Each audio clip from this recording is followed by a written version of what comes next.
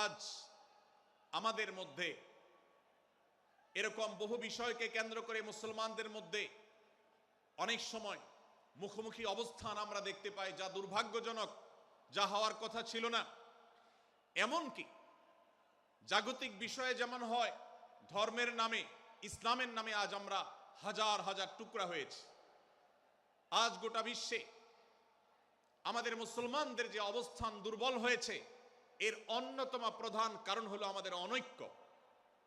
আমরা যদি আজ আহলে কিবলা, আহলে সুন্নাহ ওয়াল জামাআতের অনুসারীরা নানান মত এবং পথের অনুসারী হওয়া সত্ত্বেও, নানান থট এবং পন্থার অনুসারী হওয়া সত্ত্বেও, আমরা যদি মৌলিক বিষয়গুলোর উপর সবাই ঐক্যবদ্ধ থাকতাম, আমরা যদি আল্লাহ তাআলার দেওয়া ইত্তিহাদ মাল ইখতিলাফ, বৈচিত্র্যময় ঐক্য, বিভিন্ন বিষয় মতভিন্ন থাকা সত্ত্বেও মৌলিক বিষয়ে ঐক্যমতে আমরা যদি থাকতে পারতাম, আমাদের মধ্যে যদি মুসলিম ভ্রাতৃত্ববোধ থাকতো, আমাদের মধ্যে যদি বলয় ভিত্তিক যে দেয়াল আর প্রাচীরগুলো আছে সেগুলো যদি না থাকতো, তাহলে আজ বাংলাদেশের বাস্তবতা হলো, বাংলাদেশে আল্লাহর কোরআন, আল্লাহ রাসূল সাল্লাল্লাহু আলাইহি ওয়াসাল্লামের হাদিসের আলোকে বাংলাদেশ আজ অটোমেটিক পরিচালিত হতো। ঠিক কিনা বলেন? এই বিভক্তির দেয়ালগুলোকে তুলতে হবে কি হবে না? যদি হয় তাহলে আপনি নিজে থেকে শুরু করে দিন।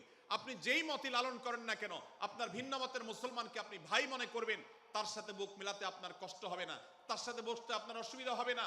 ভিন্ন মতের আলেম, এক মতের আলেম আরেক মতের আলেমের সাথে বসতে অসুবিধা হবে না, এক মতের অনুসারী আরেক মতের অনুসারীকে ভাই বলতে অসুবিধা হবে না। আমরা সোশ্যাল মিডিয়াতে নিজেদের মধ্যে কামড়াকামড়ি করব না, নিজেদের মধ্যে আমরা ঝগড়া বিবাদ করব না। এবং যদি কেউ বিবাদে লিপ্ত হয়, সূরা হুজরাতের 9 এবং 10 নম্বর আয়াতের শিক্ষা বলছে, মুসলমানদের মধ্যে দুটি দল যদি মারামারিতে লিপ্ত হয়, তুমি সেখানে গিয়ে খোঁচাখুচি করে মারামারি বানানোর তো প্রশ্নই ওঠে না। বরং আল্লাহ বলছেন যে ফাসলিহু বাইনাহুমা, তাদের উভয়ের মধ্যে মীমাংসা করবার জন্য তুমি উদ্যোক্তা হও, তুমি উদ্যোগী হও। ভাইরা আমার,